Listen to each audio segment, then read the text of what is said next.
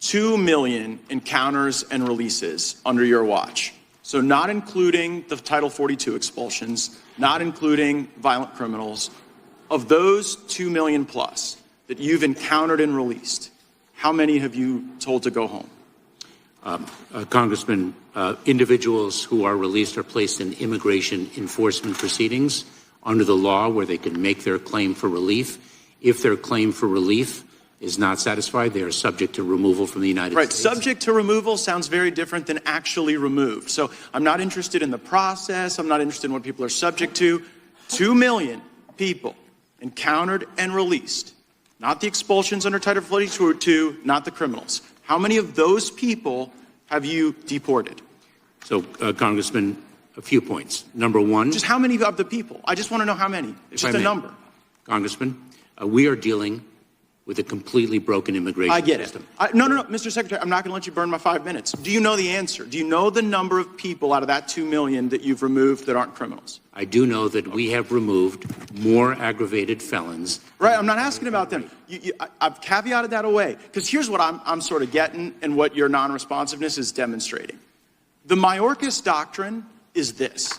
If you show up at the border and get released into the country, if you don't commit a specific aggravated felony, which, by the way, doesn't include a lot of assault and battery, doesn't include a lot of bad domestic violence, but if you're not one of the people who commit those crimes, you get to stay forever. Is that a fair characterization of your doctrine? No, that is false. Then tell me how many you're sending home. No, that is false. Okay, well, but you don't know the number of how many you've sent home. Here's another number. 1.2 million people today have been through your entire process, right? They've been through what you call a removal proceeding is just an amnesty dance. Because after the 1.2 million people get an order from the judge saying that they don't have a basis to be here, you still don't remove them. Like, what's your plan to remove those people? Congressman, that is false. Okay, how many of them then? Just give me the number. Congressman, in this country, there are between 11 and 12 million. Right, but I'm asking about a subset that you won't send home. And the reason you're smirking about it and the reason you won't answer my question is because everybody gets the joke. And the sad thing is it's not just us here, it's the cartels who get the joke too. And so now what you've done to execute this Mayorkas doctrine where so long as you don't commit a crime, you get to stay here and burden our hospitals, burden our schools, burden our social services, burden our jails.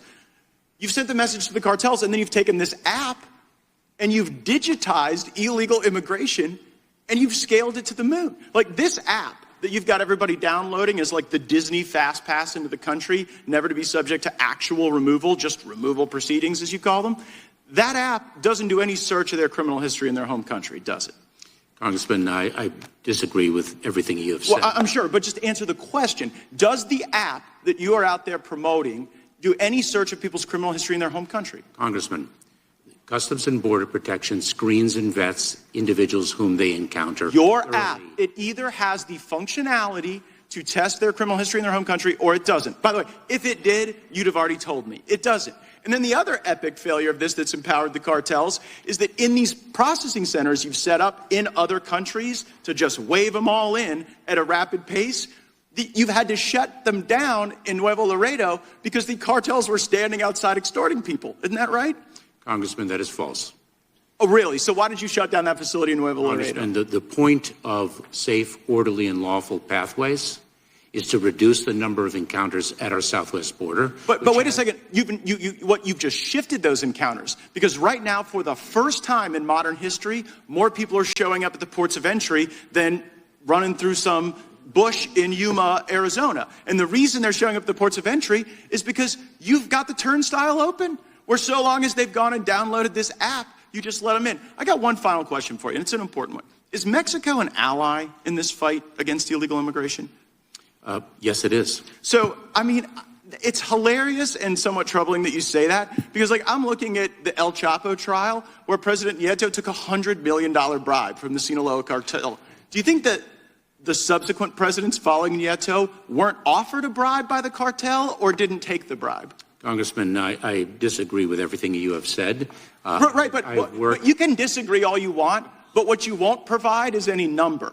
And when you sit there and just kind of ostensibly disagree without any facts, it shows people what the real gig is. The Mexican government is captive to the cartels. They are doing the bidding of the cartels, and based on your response today, so are you. Because the flag still stands for freedom, and they can't take that